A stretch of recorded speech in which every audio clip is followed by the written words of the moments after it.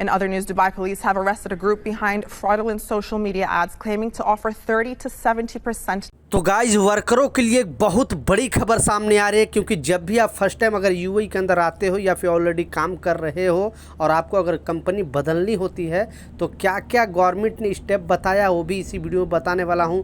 दूसरा, अगर किसी भी कंपनी में आप काम कर रहे हो और लेट से अगर जॉब में पहुंचते हो तो उसके लिए एक नया अपडेट सामने आ रही है। तीसरा जो अपडेट है ये शॉर्ट वीडियो के माध्यम से भी आपको बताने वाला हूं, तो 2-3 मिनट का वीडियो है, लास्ट तक ज़रूर देखना ताकि आपको पूरी जानकारी मिले। तो चलिए स्टार्ट करता हूं, बताता हूं अपडेट के बारे में। तो यूएई के किसी भी स्टेट में अगर काम कर रहे हो तो मोहरे ने क्लियरली सारे लोगों को यह अवेयर किया है।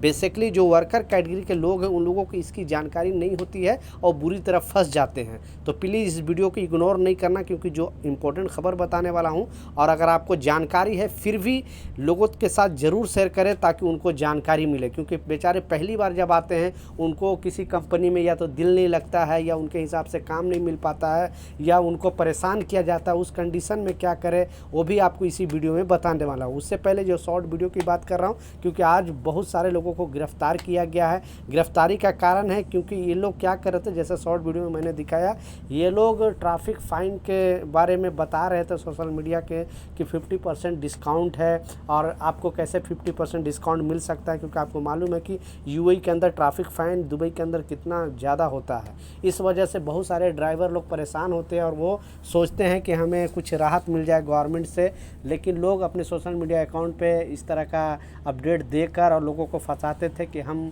आपको किस तरह से 50% डिस्काउंट करा सकते हैं, आपका जो भी फ़ाइन आया है, ट्रैफिक फ़ाइन आया है 25% डिस्काउंट करा सकते। तो उसके लिए यूएई जो दुबई पुलिस है पूरी तरह जांच किया, फिर इन लोगों को पता चला कि ऐसे लोगों को पकड़ा जाना चाहिए, तो कुछ लोगों को गिरफ्तार किया गया है और इनको जेल में रखा गया है। तो आप इन लोगों के चक्कर में बिल्कुल ना आए। गवर्नमेंट ने सारे लोगों को अवेयर किया और बताया है कि आप जब तक नहीं ऑफिशियली कुछ अपडेट जारी हो तब भी आप बिलीव करें, ऐसे लोगों पर बिल्कुल विश्वास ना करें, नहीं तो आपके साथ भी फ्रॉड हो सकता है। और जो लोग ऐसे कर रहे हैं उनको बिल्कुल नहीं छोड़ा जाएगा और लोगों को भी गिरफ्तार किया जाएगा, क्योंकि पूरा सोशल मीडिया दुबई पुलिस खंगाल रही है, पहला। दूसरा जो इम्पोर्टेंट अपडेट है, आपने बिल्कुल सच पढ़ा है और ये आर्टिकल में बताया गया मोहरे की तरफ से कि किसी भी कंपनी में अगर आप जॉब कर रहे हो और आप डेली, बहुत सारे ऐसे लोग हैं जिनको डेली लेट से आने की आदत है, या कोई ऑफिस में काम कर रहे हो या कहीं पे आप कंस्ट्रक्शन साइड में काम कर रहे हो या कहीं पर भी काम कर रहे हो, अगर आपके वजह से आप कहीं ट्रैवल करके जा रहे हो और ट्रांसपोर्ट जो इस्तेमाल कर रहे हो, कंपनी का इस्तेमाल कर रहे हो, अगर उसमें आप लेट हो जाता है तो वो आपकी गलती नहीं है। लेकिन अगर आप जानबूझकर कभी लेट करते हो या डेली 1 दिन 2 दिन 3 दिन पर डे आप लेट करते हो, 10 मिनट बाद पहुंचते हो, आधा घंटा बाद पहुंचते हो, तो ये नियोक्ता के पास ये रिस्पॉन्सिबिलिटी है, उनके जिम्मेवारी है कि आपकी सैलरी का कुछ परसेंट आपको काट सकती है। इसलिए आप अगर डेली लेट से पहुंचते हो, आपको टाइमिंग वहाँ पे 8 बजे का है और आप पहुँचते हो 8:30 बजे, 8:45 बजे, 8:15 बजे, 1-2 दिन तो चलता है, वो भी नियोक्ता के ऊपर है। और अगर डेली इस तरह का चीज़ करते हो तो आपकी सैलरी हो सकती है। ये गवर्नमेंट की तरफ से अपडेट, बेसिकली मोहरे की तरफ से अपडेट जारी किया गया इस आर्टिकल में और लोगों को बताया गया है। तो आप मतलब फजूल में उजलना मत कंपनी के पास, नहीं तो कंपनी आपको भी उल्टा फंसा सकती है, क्योंकि ये कंपनी के पास राइट है। तीसरा जो इम्पोर्टेंट अपडेट है, आपने बिल्कुल सच पढ़ा था कि आप किसी भी कंपनी में जॉब के लिए पहली बार आ रहे हो या फिर वहाँ से वहाँ कंपनी चेंज करना चाहते हो, तो ये रूल आपको पता होना चाहिए। बेसिकली ऐसे बहुत सारे लोग नए आते हैं जिनको जिस कंपनी में आते हैं या तो उनको मन मुताबिक काम नहीं मिलता, वो सोच के आते हैं कुछ और यहाँ पे काम करना पड़ जाता है कुछ और, पहला। दूसरा है वहाँ पे पॉलिटिक्स बाजी बहुत होती है, लोग वहाँ पे जो नए आते हैं उनको रुकने नहीं देते हैं, उनको मतलब बहुत परेशान करते हैं। तीसरा, उनको उतनी सैलरी नहीं मिल पाती है, या चौथा ये भी हो सकता है कि आपको दूसरी कंपनी में अच्छा ऑफ़र मिल जाता है। तो इस कंडीशन में आपको करना क्या है? पांचवा क्या है कि आपको ऐसा होता है जैसे आप आते हो और फिर आपको लगता है कि नहीं, मैं आपको जाना चाहिए, मुझे यूएई में नहीं रहना है, मुझे घर पे रहना है। तो इस कंडीशन में मोहरे ने स्टेप बाय स्टेप बताया है कि आपको करना क्या होगा।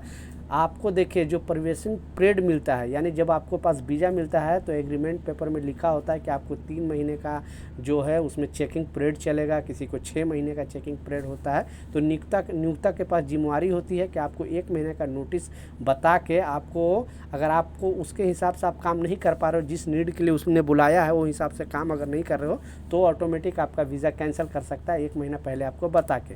तो वो तो चीज़ अलग हो गया। लेकिन आपको अगर पसंद नहीं है, आपको मतलब वहाँ का सिस्टम पसंद नहीं है, काम पसंद नहीं है और आप तुरंत यहाँ पे दुबई के अंदर आए हो, आपको घर जाना है, तो घर जाने का जो तरीका बताया गया है कि आपको फिर भी कंपनी को 1 महीना पहले नोटिस देना पड़ेगा या तो फिर आपको 14 दिन पहले बताना ही पड़ेगा। उसके बावजूद आपको जो सैलरी है वो एक सैलरी आपको कंपनी के देना पड़ेगा और जो 1 साल का आपको बैन लग सकता है। यानी अगर आप घर जाओगे तो 1 साल का बैन लग सकता है और 1 महीने की आपकी जो बेसिक सैलरी है वो आपको देना पड़ सकता है अगर घर जाना है तो।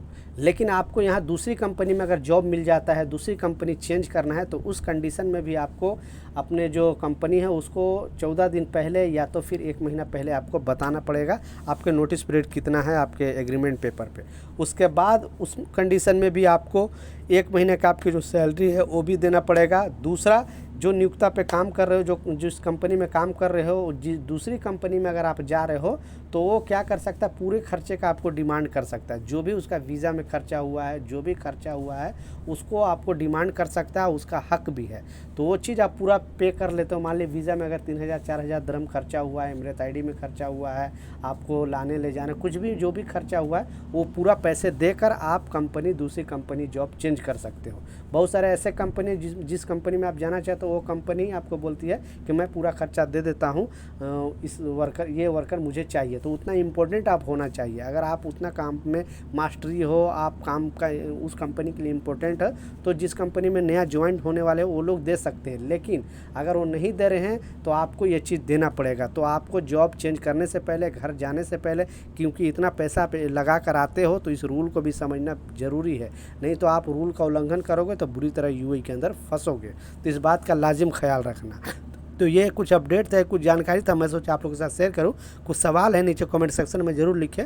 मिलता हूं नए अपडेट के साथ, नई जानकारी के साथ। जब तक जय हिंद।